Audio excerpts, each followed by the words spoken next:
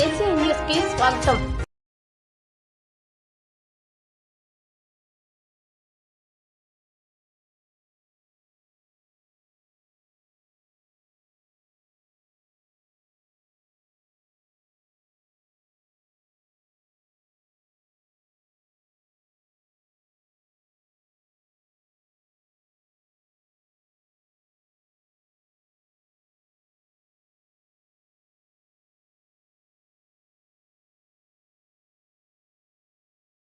Sir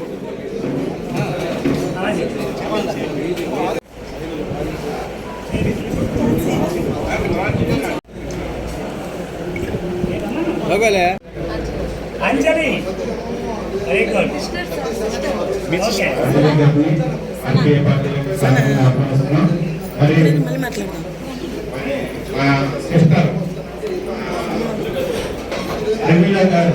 రాష్ట్ర మహిళా అధ్యక్షులుగా విజయవాడ ఆల్రెడీ ప్రకటించాం. మరలా నెల్లూరు జిల్లాలో మా అందరి సమక్షంలో మహిళా అధ్యక్షులుగా ఆవిడని ప్రకటించి ఆవిడకి కార్డు కూడా అందజేస్తున్నారు రాష్ట్ర అధ్యక్షులు.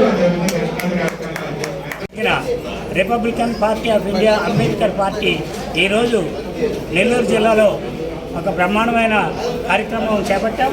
ఈ కార్యక్రమంలో యువతులు, మహిళలు, చాలామంది పెద్దలు కూడా వచ్చి పార్టీలో జాయిన్ అయ్యి సభ్యత్వం తీసుకున్నారు.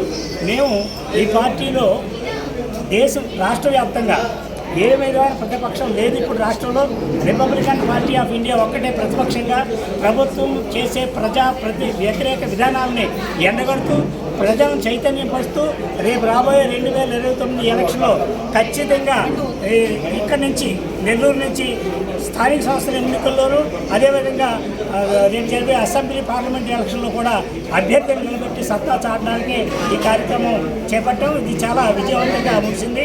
నా పేరు Pittavara Prasad, Republican party of India రాష్ట్ర అధ్యక్షుడు. రిపబ్లికన్ పార్టీ ఆఫ్ ఇండియా దక్షిణ భారత అధ్యక్షుడు తిరుపతి.